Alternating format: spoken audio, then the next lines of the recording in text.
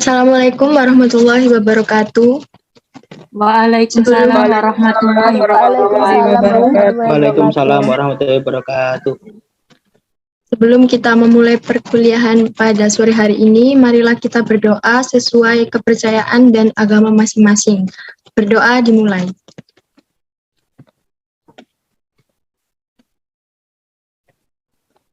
Doa selesai.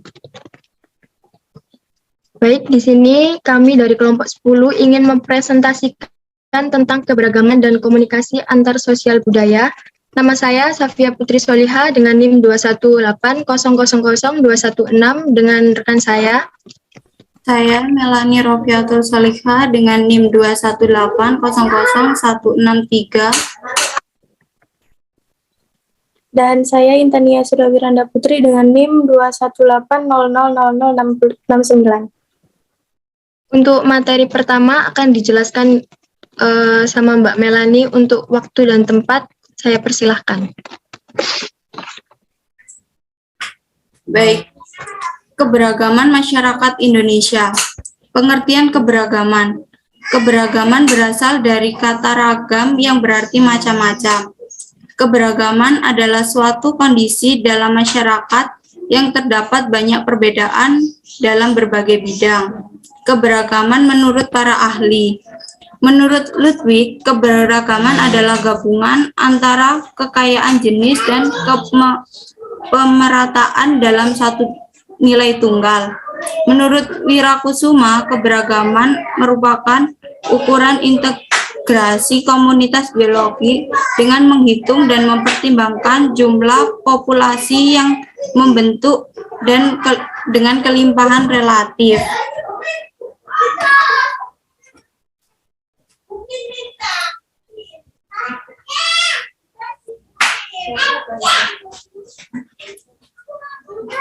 Bentuk-bentuk keberagaman di Indonesia. Bentuk-bentuk keberagaman di Indonesia ada 5, yaitu keberagaman suku, keberagaman agama, keberagaman ras, keberagaman golongan, dan keberagaman sosial budaya. Keberagaman suku. Keberagaman suku bangsa berarti sekelompok manusia yang memiliki kesatuan budaya yang terikat oleh kesadaran dan identitas. Ciri-ciri dasar yang membedakan suku bangsa satu dengan suku bangsa lainnya antara lain bahasa daerah, adat istiadat, sistem kekerabatan, kesenian, dan tempat asal. Yang kedua, keberagaman agama. Agama merupakan ajaran atau aturan tata keimanan atau kepercayaan dan peribadatan kepada Tuhan Yang Maha Kuasa, serta tata kaidah yang berhubungan dengan pergaulan manusia dan manusia serta lingkungan. Kerukunan hidup beragama sudah ada sejak Kerajaan Majapahit. Pada saat itu telah hidup berdampingan dua agama, yaitu Hindu Siwa dan Buddha. Hal tersebut digambarkan emputan tular dalam buku Sutasoma yang di dalamnya terdapat semboyan Bhinneka Tunggal Ika. Yang ketiga, keberagaman ras. Ras adalah suatu kelompok manusia yang memiliki ciri fisik dan garis keturunan yang sama. Keberagaman ras dan etnik di Indonesia mendapat perlindungan dari negara. Karena negara Indonesia memiliki ras yang bervariasi berdasarkan tampilan fisik, bentuk dan warna rambut, warna mata, warna kulit, bentuk tubuh. Keberagaman golongan.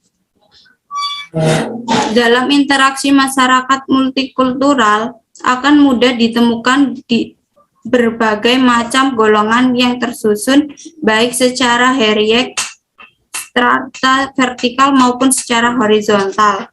Menurut Durkheim, kelompok sosial dapat dibedakan menjadi dua, yaitu kelompok yang didasarkan pada solidaritas mekanis dan kelompok yang didasarkan pada solidaritas organis. Yang terakhir, keberagaman sosial budaya. Budaya adalah suatu hasil karya dari akal dan pikiran manusia. Kehidupan sosial budaya masyarakat Indonesia sangat beragam, yang dibentuk melalui berbagai cara yang ada di Indonesia.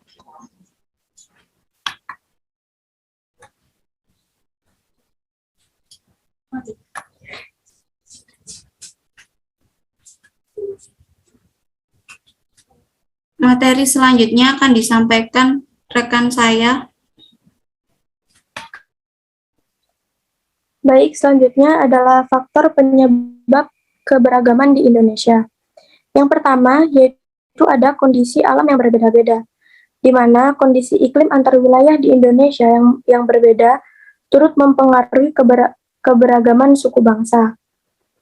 Dengan adanya perbedaan kondisi, maka akan menyebabkan keberagaman bangsa di Indonesia. Yang kedua, yaitu letak strategis wilayah. Indonesia terletak pada wilayah yang strategis dalam persimpangan lalu lintas dunia.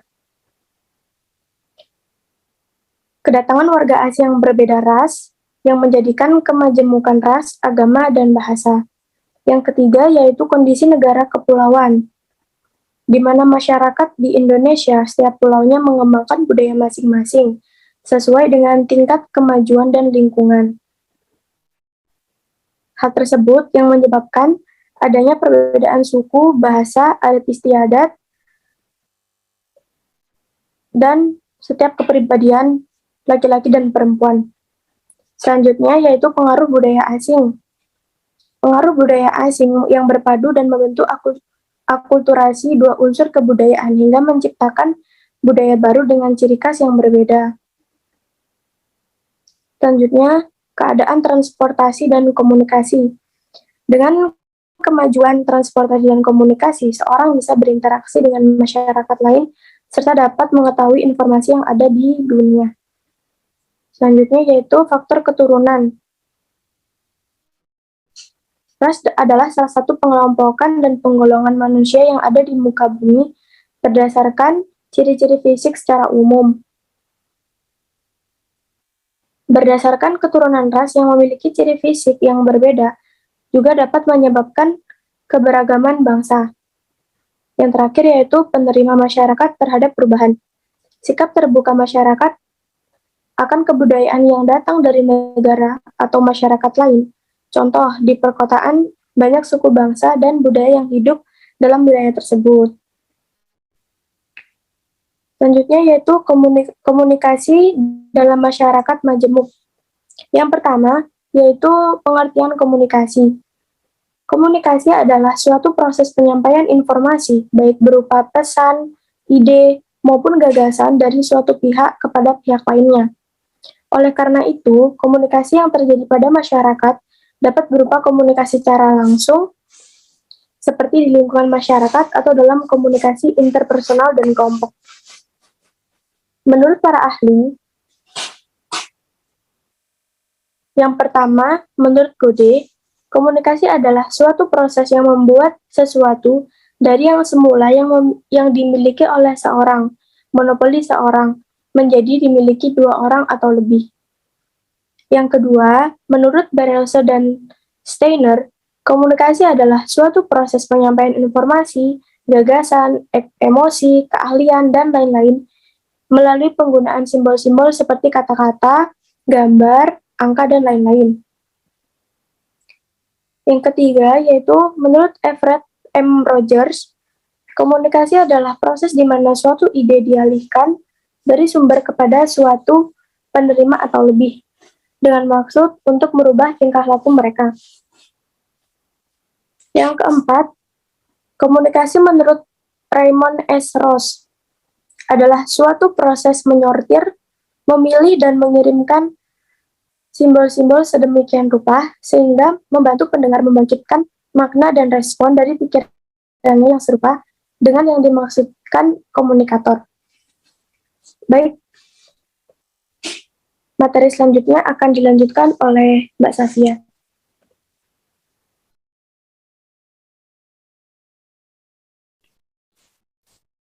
Komunikasi antara budaya adalah menambah kata budaya ke dalam pernyataan komunikasi antara dua orang atau lebih yang berbeda latar belakang kebudayaan. Beberapa ahli komunikasi antara budaya mengemukakan pendapatnya tentang definisi komunikasi antara budaya sebagai berikut. Yang pertama ada Andrea Eldridge dan Dennis M. Ogawa. Komunikasi antar budaya adalah komunikasi antar orang-orang yang berbeda kebudayaannya, misal antar suku, bangsa, etnik, ras, dan kelas sosial. Yang kedua, Cale Hadot. Komunikasi antar budaya meliputi komunikasi yang melibatkan peserta komunikasi yang mewakili pribadi, antar pribadi, atau kelompok dengan tekanan pada perbedaan latar belakang kebudayaan yang mempengaruhi perilaku komunikasi para peserta.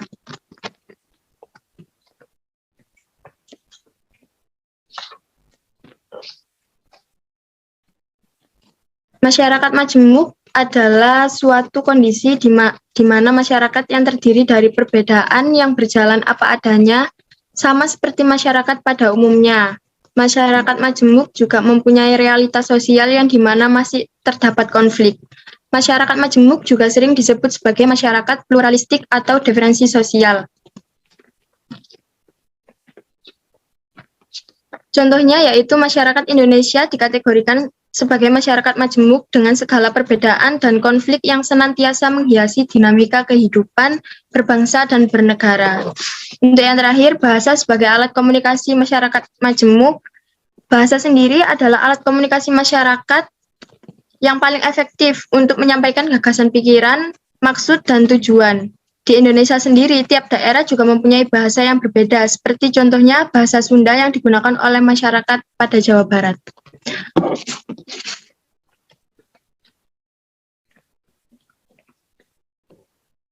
Pada presentasi kali ini kita membuka sesi tanya jawab, yaitu jumlahnya ada 5. Yang bertanya bisa langsung bertanya sekarang.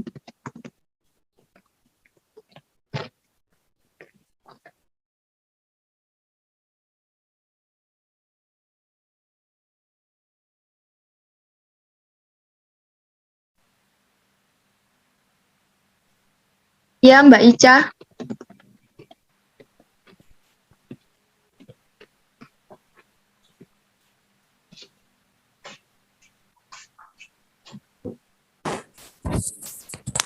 Baik, saya Nurul Musabihati dengan NIM 21800000148. Ingin bertanya, dalam melakukan komunikasi, khususnya komunikasi antar budaya, pasti ada gangguan-gangguan dalam berkomunikasi. Nah, sebutkan dan jelaskan gangguan-gangguan tersebut. Terima kasih. Sama-sama.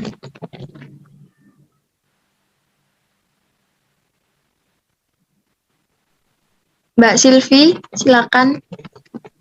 Perkenalkan, nama saya Silvi Avianti, NIM 218000097. Saya izin bertanya. Indonesia kan mempunyai keberagaman, misalnya suku, agama, budaya, dan lain-lain. Nah, menurut kelompok, bagaimana cara menyatukan keberagaman tersebut? Terima kasih. Sama-sama.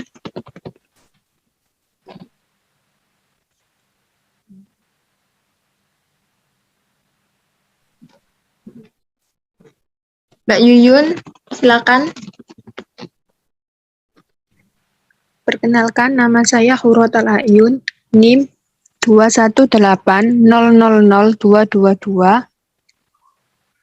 Menurut saudara, apakah sebuah budaya menentukan cara berkomunikasi seseorang? Jelaskan. Terima kasih. Sama-sama. Untuk selanjutnya, Mbak Okta. Ya, izin bertanya, nama saya Nurul Oktaviana, NIM 21800000229. Pertanyaannya, adapun beberapa pemuda Indonesia saat ini kurang memperhatikan keberagaman budaya di Indonesia. Mereka lebih tertarik dengan kebudayaan asing. Menurut kelompok kalian, bagaimana cara yang tepat agar pemuda Indonesia lebih cinta dan bangga pada keberagaman budaya di Indonesia? Terima kasih. Sama-sama. Yang terakhir, Mbak Emil, silakan. Ya, perkenalkan nama saya Emilia Hotrenada dengan NIM 218000115. Izin bertanya, bagaimana cara kita berkomunikasi dengan orang-orang yang masih belum fasih menggunakan bahasa Indonesia karena mereka masih terbiasa menggunakan bahasa asal daerah mereka? Terima kasih. Sama-sama.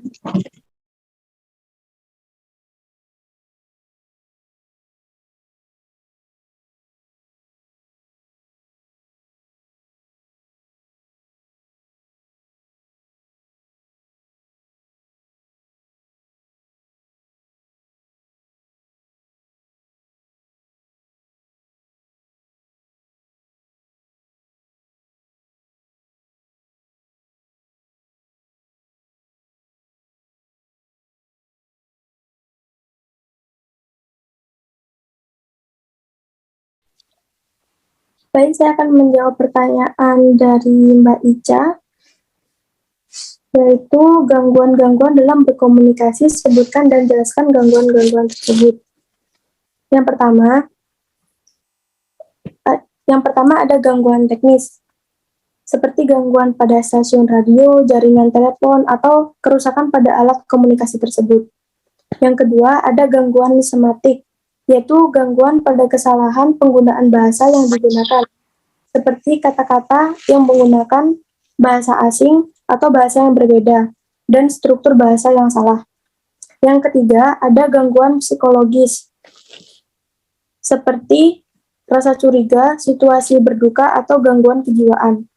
Yang keempat, yaitu rintangan fisik atau organik, dikarenakan letak geografis seperti jarak yang jauh, sehingga sulit dicapai alat transportasi dan komunikasi.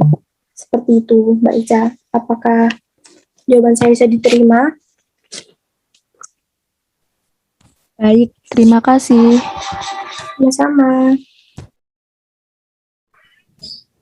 Baik, di sini saya akan menjawab pertanyaan dari Mbak Silvi. Pertanyaannya, Indonesia mempunyai keberagaman, misalnya suku, agama, budaya, dan lain-lain. Menurut kelompok, bagaimana cara menyatukan keberagaman tersebut? Cara menyatukan keberagaman yaitu dengan menanamkan nilai-nilai Pancasila di dalam diri kita, saling menghormati antar sesama, menghargai setiap keberagaman budaya, suku, bahasa, dan agama orang lain meskipun berbeda dengan kita, saling tolong-menolong, dan berperilaku adil, dan saling mendukung antar sesama. Bagaimana Mbak Silvi? Baik, Mbak. Terima kasih. Ya, sama-sama. Baik, saya akan menjawab pertanyaan dari Mbak Yuyun. Menurut saudara, apakah sebuah budaya menentukan cara berkomunikasi seseorang? Jelaskan. Menurut saya, iya. Budaya yang dimiliki seseorang itu sangat menentukan bagaimana cara kita berkomunikasi. Contohnya, seorang mahasiswa yang berasal dari suku Batak, kita sebut aja si A, berbincang-bincang dengan si B yang asli dari orang Sunda. Dialek yang terdengar, baik dari sisi A maupun sisi si B, tersebut mencerminkan identitas budaya masing-masing. Dari dialek Batak yang disampaikan oleh si A, setidaknya memberi gambaran bahwa dia adalah seorang anggota dari komunitas budaya Batak. Begitu juga dengan si B yang asalnya dari orang Sunda. Apakah bisa diterima? Iya, Mbak. Makasih. Sama-sama.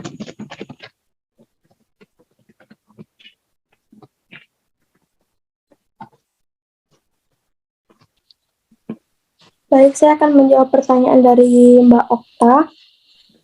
Adapun beberapa pemuda di Indonesia saat ini kurang memperhatikan keberagaman budaya di Indonesia. Mereka lebih tertarik dengan kebudayaan asing. Bagaimana menurut kelompok cara supaya pemuda Indonesia lebih cinta dan bangga pada keberagaman di Indonesia? Yang pertama, yaitu kita mengajak bersosialisasi. Karena dengan bersosialisasi, maka dapat mengembangkan pikiran dan wawasan, dan membuka secara lebar pikiran bahwa Indonesia memiliki keberagaman yang sangat banyak. Dan tidak membatasi untuk berteman dengan siapapun tanpa memandang suku, agama, dan ras. Yang kedua yaitu lebih banyak berkunjung atau mengadakan kunjungan ke tempat yang penuh keberagaman seperti jalan-jalan ke museum untuk memperkenalkan lebih dalam keberagaman yang berada di Indonesia. Yang ketiga yaitu memberikan contoh nyata tentang keberagaman yang ada di Indonesia. Apakah jawaban saya bisa diterima, Mbak Okta? Bisa, terima kasih. Sama-sama.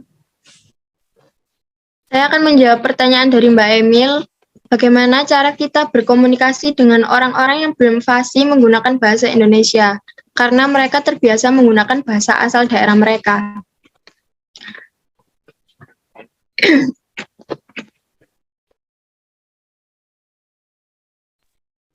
Yang pertama, kita itu harus kenali lawan bicara kita.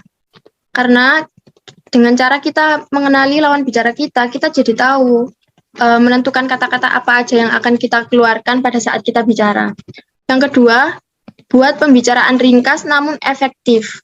Salah satu hal penting agar bisa berbicara efektif dengan cara tidak membicarakan hal yang tidak penting. Yang ketiga, beri gambaran pada perbincangan. Kita bisa memberikan contoh kasus mengenai konsep yang kita bicarakan.